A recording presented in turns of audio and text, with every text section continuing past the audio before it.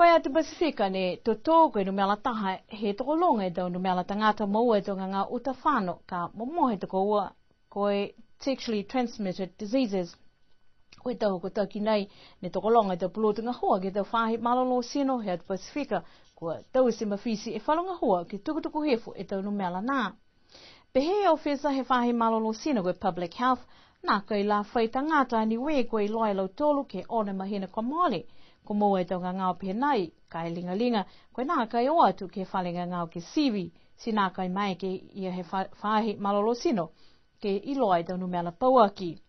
Kai pehe whoki alo tolu, lai whoki tau whaka koanga, halo tolu ne whai tau se, ke māma, moi loa he tau tangata tau le kua ka mua mai hako tau whaka hanoa ke whi momohe aki.